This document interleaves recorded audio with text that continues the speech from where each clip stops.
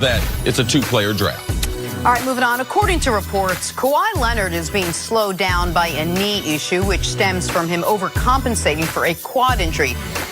The same right quad injury that forced him to miss all but 9 games last year in San Antonio. So, CC, even though he's not 100% healthy, does Toronto need maybe more from Kawhi moving forward? Well, be more efficient at what he's doing. He's not going to be healthier. I think that's one of the disappointing things about Kawhi in his camp. They thought after they closed out Milwaukee, he'd have a few extra days of rest and he'd be healthier coming into this finals than he's been the last couple of weeks. He hadn't been. He's been hampered. The knee is more of an issue than the right quad. And even though it is the same quad that he had an issue with in San Antonio, it's not the same injury. I did get a clarification from his team on that last week. Well, and you mentioned last week before the finals that Kawhi had been dealing with some tendonitis. That was the main thing that was hampering him in these playoffs, and they hoped he would be healthy going into the NBA Finals. As you can see in these highlights, by the way, the injury is not hurting his power. Watch him just bully Klay Thompson there. Okay, you can just go fall down. Yes. I think he broke Kevon Looney's collarbone. Oh, yeah, Kevon Looney ran into him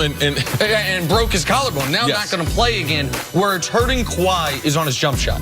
He's shooting 28% from 3 over his last 11 games after shooting 50% from 3 in the first 9 games of the playoffs. That the efficiency is where these injuries are slowing him down. All right, finally, with all the injury talk surrounding Golden State, Steph Curry has quietly led this team through the start of this series. As the Warriors head back to Oracle for Game 3, Steph is the heavy betting favorite to win MVP, with Kawhi and Draymond having the next best odds. Nick, has Curry been the most valuable player through 2 games? It's very close. I feel like through 2 games, Draymond was the most valuable player in their win. Steph was the best player in Game 1, but they lost. So how do you associate value with a game they lost, right? So Draymond had triple-double in the game they lost, but it was a pretty hollow triple-double. And if you watch it, he didn't have the impact he typically has on both ends of the court. I also think that for Steph, Game 2, the game they won, man, I know we're going to talk about Iggy. We've talked about Iggy and the helping Steph's legacy and things like that. The idea that how results-oriented we are in these discussions.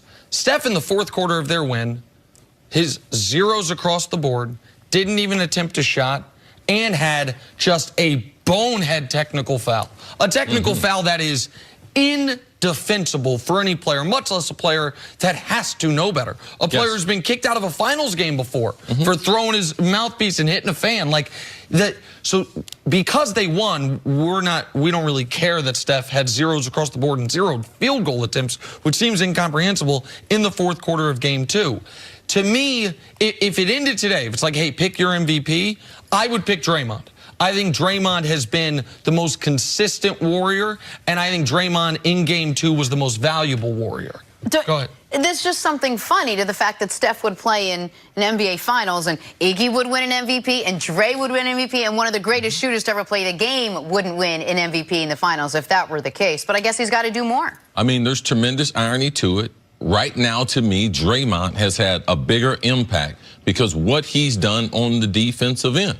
You just talked about it. Kawhi, part of the reason why are the bodies and everything that they're throwing. And we need to be able to give them some type of credit for that. When Steph didn't win it in their first final, Iggy, you're not giving it to Iggy because he's scoring the basketball. You're giving it to him because on both ends of the court, you felt like he was the best player. It's really hard after 2 games, especially when there's no advantage.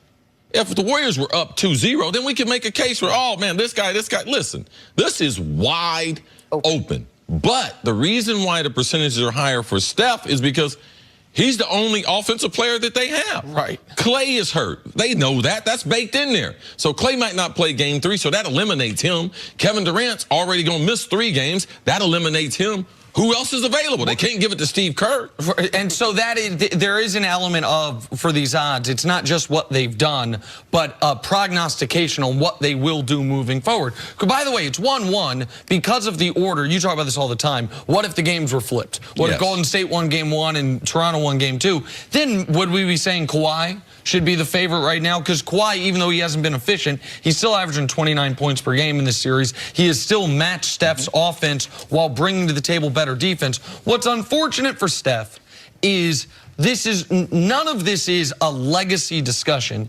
If he had just won the Finals MVP, he probably should have in 2015.